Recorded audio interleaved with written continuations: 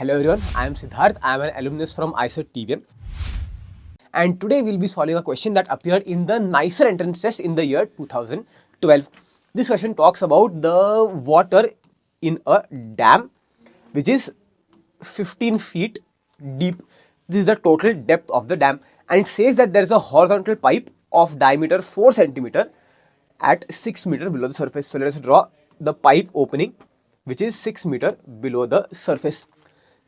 Now it says that there is a plug that secures the opening of the pipe. Let's draw the plug over here, which is held by a force of friction, which we need to find.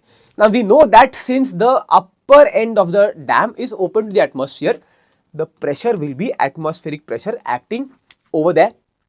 And similarly, outside the plug, there will also be atmospheric pressure acting. Now let's say that water exerts some horizontal force as it tries to come out of the pipe, and the friction force opposes that. So we need to balance both of these forces.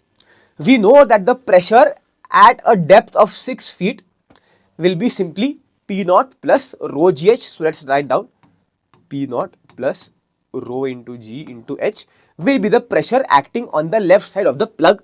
If we multiply this by the area of the plug, we will get the force acting on the plug from the left side, and from the right side there is simply the atmospheric pressure acting. So the force will be atmospheric pressure into area of the pipe plus whatever friction force acting, which you need to find. Now P naught will get cancelled from both the sides, and the value of friction force will simply be area of the pipe into rho G H. Since you know the value of diameter is 4 centimeter, the radius will be equal to 2 centimeter. So taking the area as 2 square upon 10 power 4, because we need to convert it to SI units also. Into density is given as 10 power 3, G is given as 10, and the depth of the pipe is 6 meter. 2 square will become 4, 10 power 4 will get cancelled with 10 power 3 and 10, and approximately the value of friction force will come out to be 75 Newton, which is option C. That is the correct answer. This question says that if we have a container which has ideal gas filled in it, and a gas molecule collides with a wall of the container and rebounds back with the same speed, since the collision is perfectly elastic, what quantities of the container change and how? Now since we can see that all the molecules of the gas are fully enclosed in this container, the molecules can only exert internal forces to the walls of the container if we take the entire container as a system.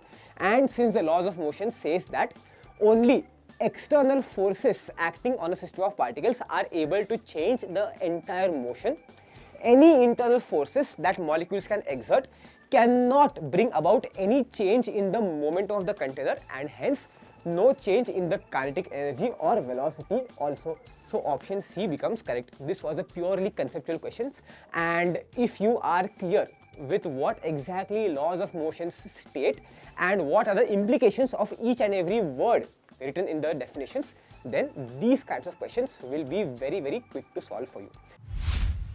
This question considers a perfectly inelastic collision between two blocks of masses m1 and m2 respectively, and we are asked information about the ratios of the kinetic energy transferred to mass m2 to the kinetic energy that the initial block had. Now since this is a perfectly inelastic collision, we can conserve its momentum as initial momentum is simply mi into v1, that is the first block moving with initial speed, and since both blocks stick together and move after collision, then the final momentum will be m1 plus m2 into v2.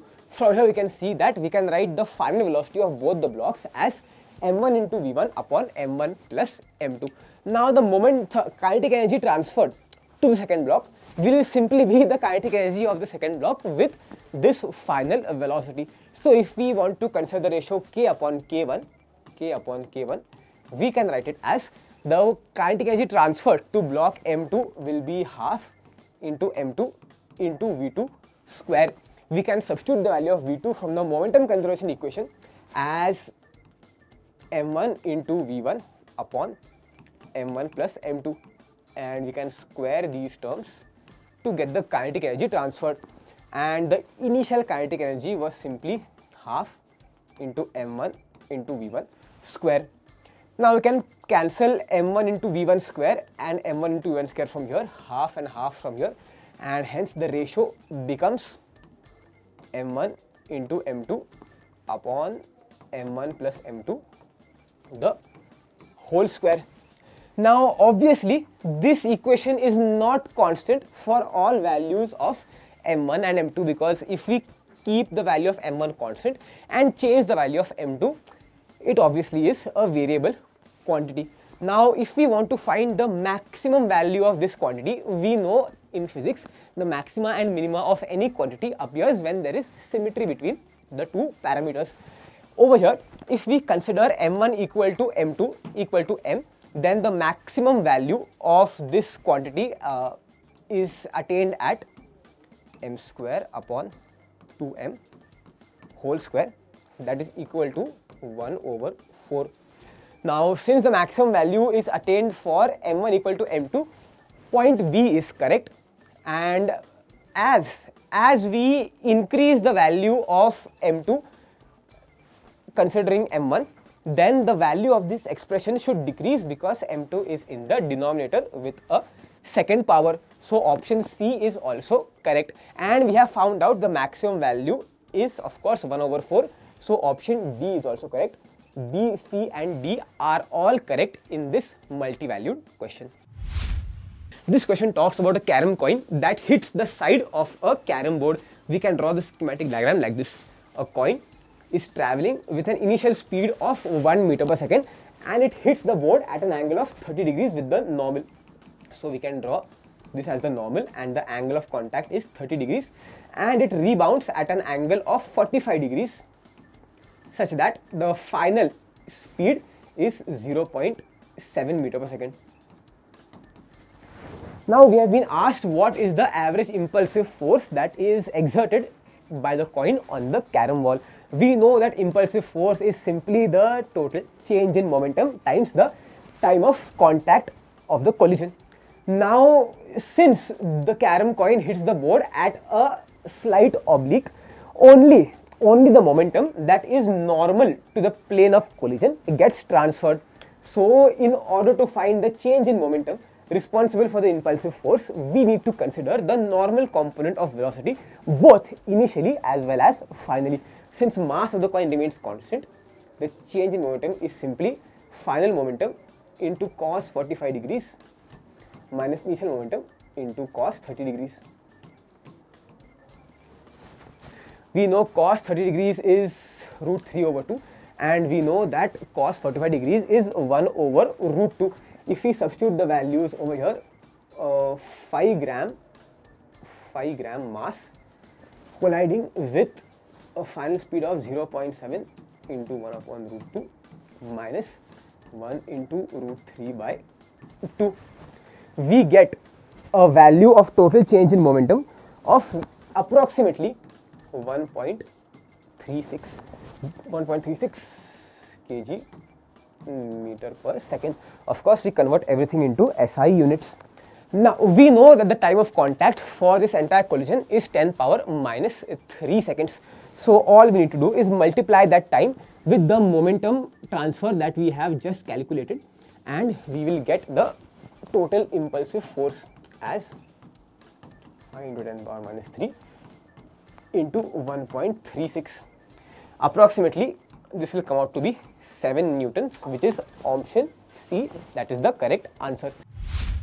In this question, we are given the variation of a force acting on an object with respect to its x position, as is seen in this expression, and we are asked about the position versus momentum plot. So on the y-axis we need to plot its momentum, on the x-axis we need to plot its position.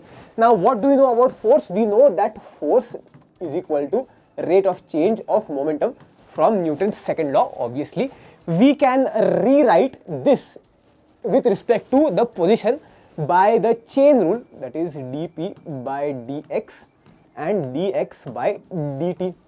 which we know is the velocity of a object, velocity. Now, since we only need to relate the position and the momentum, we can rewrite velocity in terms of momentum upon the mass of the objects, and from here we can set up a integral equation. P into dp upon m obviously is equal to f into dt, which we can now integrate to find the expression of position with the momentum of the object. Integrating p with dp itself, we get p square by 2m on the LHS, and on the RHS we need to integrate minus 1 raised to power p. Keep in mind this p is different from the momentum p over here, just keep that in mind, into kx raised to n with respect to dx is what we need to integrate. Now, since this entire term is a constant, it will get pulled outside the integral sign, and all we need to do is integrate x raised to power n with respect to dx, which we will get as minus 1 raised to power p, again this p is different, into k x raised to power n plus 1 upon n plus 1, and don't forget the constant of integration c. Now, this is an arbitrary constant, so its value of course doesn't matter, but this is how the position of the particle is dependent on the momentum. Now, let's have a look at all the options.